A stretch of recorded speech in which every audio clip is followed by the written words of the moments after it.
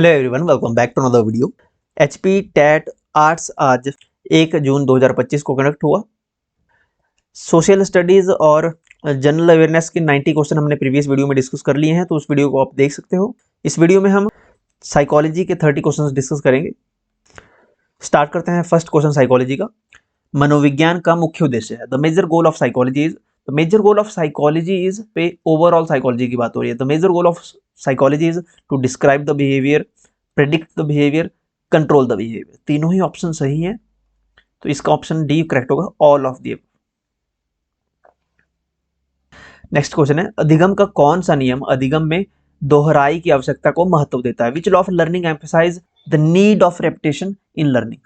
Law of effect, law of exercise, law of readiness. ये 3 law दिए हैं Thorndike ने। लॉ ऑफ मल्टीपल रिस्पॉन्स ये प्राइमरी लॉ तो नहीं है, प्राइमरी लॉ में 3 थे। रेपिटेशन ऑफ लर्निंग के लिए लॉ ऑफ एक्सरसाइज करेक्ट होगा, ऑप्शन बी, अभ्यास का नियम, ऑप्शन बी करेक्ट होगा। Law of exercise law of use and discuss भी कहा जाता है, sorry use and disuse. Law of use and disuse, law of use and disuse law of exercise भी कहा जाता है। चलिए अगला क्वेश्चन है, निम्न में से कौन सा मानव वृद्धि और विकास को प्रभावित करने वाला बाहरी कारक है? Which of the following is an external factor influencing human growth and development?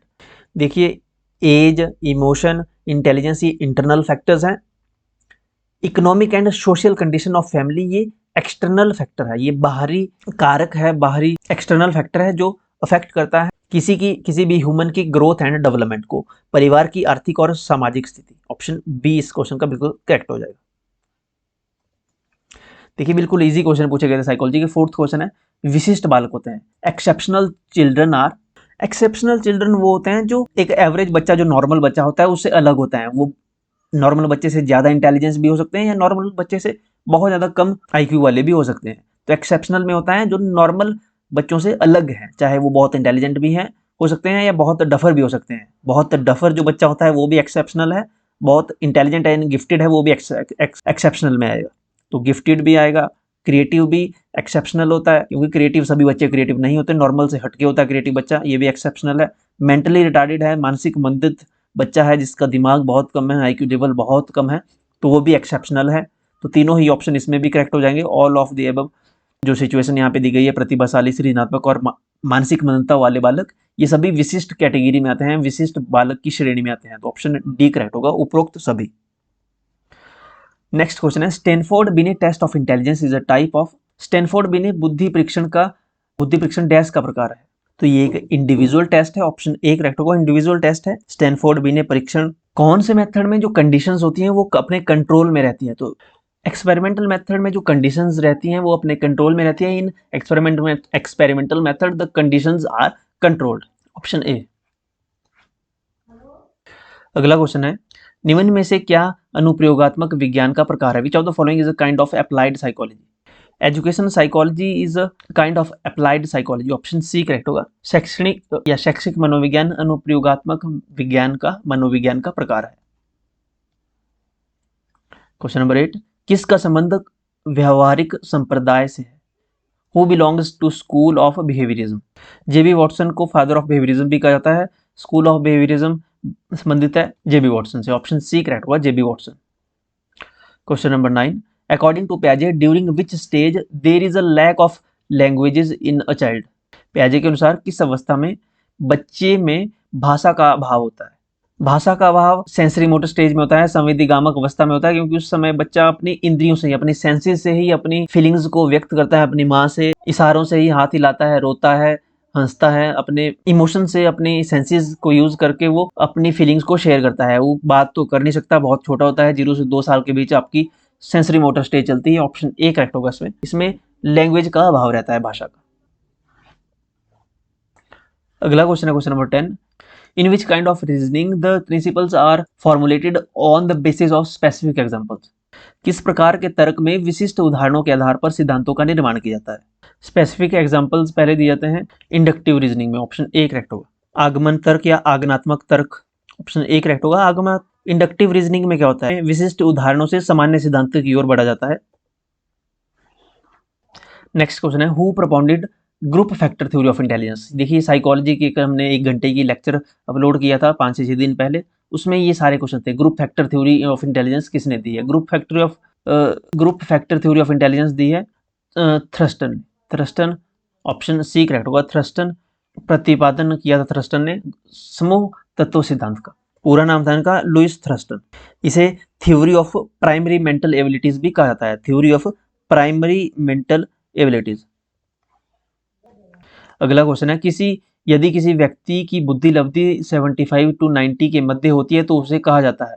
IQ of an individual ranges between 75 to 90 he is termed as. देखिए ऐसा क्वेश्चन भी हमने डिस्कस किए थे। जिनका IQ 90 से 110 के बीच में होता है वो कहलाते हैं नॉर्मल ह्यूमन बीइंग। ओके, यानी एवरेज इंटेलिजेंट, सामान्य बुद्धि वाला जो नॉर्मल लोग होते हैं। जिनका 90 से कम होता है, 75 से 90 के बीच में जिनका IQ लेवल रहता है वो कहलाएंगे मोरॉन्स यानी मूर्ख।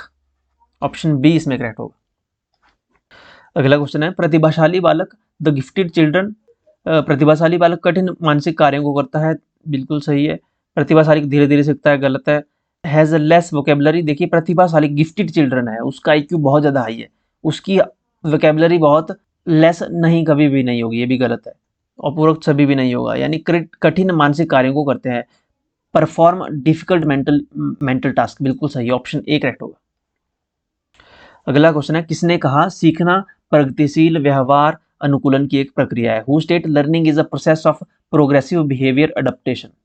तो ये स्टेटमेंट है वुडवर्थ की। वुडवर्थ की स्टेटमेंट है learning is a process of progressive behaviour adaptation. सीखना प्रगतिशील व्यवहार अनुकूलन की एक प्रक्रिया है, वुडवर्थ ने कहा था। अगला क्वेश्चन है फिर से स्टेटमेंट है किसने कहा है कि शिक्षा मनोविज्ञान व्यक्ति के जन्म से लेकर वृद्धावस्था तक सीखने के संबंधित अनुभवों का वर्णन करता है? ये स्टेटमेंट है क्रो एंड क्रो की। क्रो एंड क्रो की स्टेटमेंट है education psychology describes and explains the learning experience of an individual from birth through old age. Okay, Crow and Crow की स्टेटमेंट है ये, ऑप्शन सी। अगला question है who propounded theory of classical conditioning of learning. Classical conditioning बहुत important theory है, Pavlov की है classical conditioning, option D correct होगा। पावलव रशिया से थे, क्लासिकल कंडीशनिंग है इन्होंने। क्लासिकल कंडीशनिंग में डॉग पे प्रयोग किया था, कुत्ते पे प्रयोग किया था, उसके सलाइवा इस प्रयोग के लिए इन्हें नोबेल प्राइज दिया गया था। कौन सा प्राइज मिला था इन्हें? Nobel prize. अगला क्वेश्चन है यदि एक स्थिति में सीखना दूसरी स्थिति में सीखने में अवरोधक साबित होता है तो उसे कहा जाता है if the learning in one situation hinders the learning in another situation is called. देखिए अवरोध साबित कर रहा है यानी अड़चन ला रहा है, एक सीखा हुआ काम दूसरे काम की लर्निंग में, ओके, दूसरी सिचुएशन में वो दिक्कत कर रहा है, आपको हिंडर कर रहा है, तो वो नेगेटिव ट्रांसफर ऑफ लर्निंग कहलाएगा। Negative transfer of learning, okay. अगर वो हेल्प करता, जो आपने लर्नर वन सिचुएशन हेल्प करती दूसरी सिचुएशन में, तो वो पॉजिटिव ट्रांसफर ऑफ लर्निंग कहलाएगी। लेकिन यहाँ पे हिंडर कर रहा है, अवरोध पैदा कर रहा है, तो ये नेगेटिव ट्रांसफर है ऑफ लर्निंग है, ऑप्शन बी करेक्ट होगा। 18th क्वेश्चन है which of the following stage is known as stage of stress and strain. Stress and strain की अवधि किस स्टेज को कहा जाता है? देखिए ये क्वेश्चन भी हमने कई बार डिस्कस किया है वीडियो में। स्ट्रेस एंड स्ट्रेन की जो स्टेज है वो है एडोलेसेंस स्टेज, किशोरावस्था। एडोलेसेंस, ऑप्शन सी करेक्ट होगा। एडोलेसेंस स्टेज होती है टीनेज, ओके, किशोरावस्था।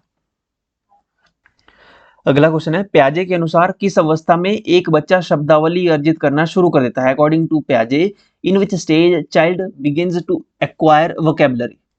प्री ऑपरेशनल स्टेज में बच्चा वोकेबलरी एक्वायर करना शुरू कर देता है, बिगिन कर देता है, okay. Pre operational stage, pre sensory motor first stage है, second pre operational, third concrete operational और फोर्थ है formal operational stage according to प्याजे cognitive development theory. Cognitive development theory पहली स्टेज कब से कब तक होती है? 0 से 2, दूसरी 2 से 7, तीसरी 7 से 11 और फोर्थ 11 से आगे, ओके, फॉर्मल ऑपरेशन। अगला क्वेश्चन है व्यक्ति के किसी क्रिया की ओर विशेष झुकाव को मापने के लिए डैश का प्रयोग किया जाता है? Dash filling the blanks is used to assess one's special bent for an activity. किसी व्यक्ति की किसी क्रिया की ओर विशेष झुकाव को मापने के लिए उसका एप्टीट्यूड टेस्ट होगा, अभिक्षमता टेस्ट होगा उसका, aptitude test, option C correct होगा, एप्टीट्यूड टेस्ट। अगला क्वेश्चन है question number 21। Filling the blanks सबसे साधारण प्रकार का चिंतन है। Filling the blanks is the simplest form of thinking. Simplest form of thinking है कंक्रीट थिंकिंग। कंक्रीट थिंकिंग यानी मूर्त चिंतन, सबसे साधारण प्रकार का चिंतन है। नेक्स्ट क्वेश्चन है which of the following factor affecting learning is related to process of learning. अधिगम को प्रभावित करने वाला निम्नलिखित में से कौन सा कारक अधिगम प्रक्रिया से संबंधित है।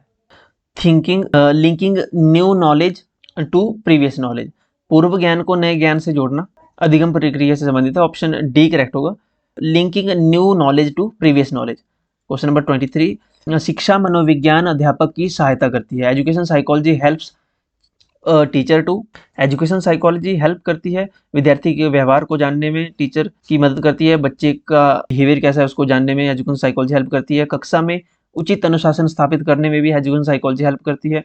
उपयुक्त शिक्षण विधि का चयन करना है, अगर अप्रोप्रिएट टीचिंग मेथड, किस बच्चे को कौन सा मेथड कहाँ यूज करना है, एजुकेशन साइकोलॉजी से ही ये टीचर को पता लगता है, हेल्प मिलती है। तो ऑप्शन ए बी सी तीनों ही करेक्ट हैं, all of the above, option D. अगला क्वेश्चन है यदि कोई विद्यार्थी किसी समस्या को हल करने के लिए व्यवस्थित रूप से कोशिश करता है और कुछ नियोजित चरणों की पालना करता है तो वह डैश का उपयोग कर रहा है। If a student tries to solve a problem systematically and by following some planned steps he is using filling the blanks. He is using problem solving approach, समस्या समाधान उपगम का वो प्रयोग कर रहा है। अगला क्वेश्चन है क्वेश्चन नंबर 25। विद्यार्थियों में सृजनात्मकता बढ़ाने के लिए शिक्षक को नहीं करना चाहिए। विद्यार्थियों को उत्तर देने की स्वतंत्रता प्रदान करनी चाहिए, बिल्कुल सही है। नवीनता को प्रोत्साहित करना चाहिए, बिल्कुल सही है। ओरिजिनलिटी को एनकरेज करना चाहिए। सृजनात्मक अधिगम संसाधनों का प्रयोग करना चाहिए, बिल्कुल सही। यूज क्रिएटिव लर्निंग रिसोर्सेज करना चाहिए। झिझक और डर को बढ़ाना चाहिए, देखिए ये नहीं करना चाहिए। एनहांस हेजिटेशन एंड फियर को एनहांस नहीं करना है, नो पूछा है कौन सा नहीं करना है, तो झिझक और डर को नहीं बढ़ाना है, ऑप्शन डी करेक्ट होगा इसमें। क्वेश्चन नंबर 26 है आलोचना किसका उदाहरण है। Criticism is an example of. Criticism negative motivation का उदाहरण है। Criticism is an example of negative motivation. Question number 27।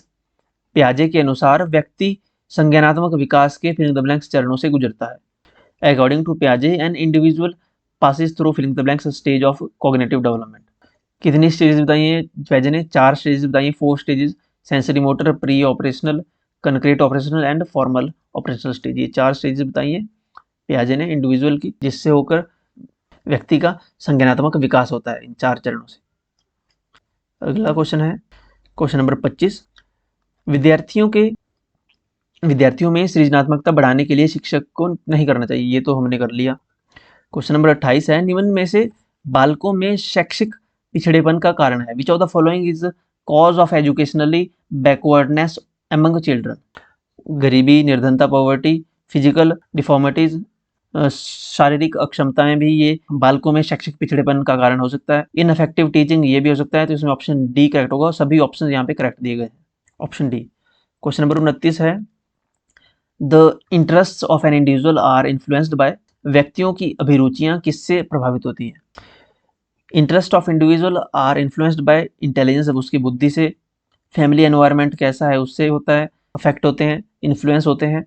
Peer group कैसा, उसके साथी कैसा है, उसके दोस्त कैसे हैं, उसके साथ जो जिसके साथ वो रहता है उससे भी उसकी अभिरुचियां, उसका जो इंटरेस्ट है वो उसी तरफ जाने लगता है। पीयर ग्रुप इंपॉर्टेंट रोल करते हैं। फैमिली का एनवायरनमेंट कैसा है उससे उसके इंटरेस्ट डेवलप होंगे। इंटेलिजेंस, उसकी बुद्धि कैसी है, इंटेलिजेंट, बहुत इंटेलिजेंस है, अगर गिफ्टेड है तो उसका रुझान किसी और क्षेत्र में होगा, अगर मंद बुद्धि है तो किसी और क्षेत्र में उसका रुझान होगा। तो ये सभी फैक्टर्स इन्फ्लुएंस करते हैं इंटरेस्ट को इस इंडिविजुअल के, ऑप्शन डी इसमें करेक्ट होगा, सभी उपरोक्त सभी। लास्ट क्वेश्चन है क्वेश्चन नंबर 30 साइकोलॉजी का। Filling the blanks is useful to enhance imagination of student.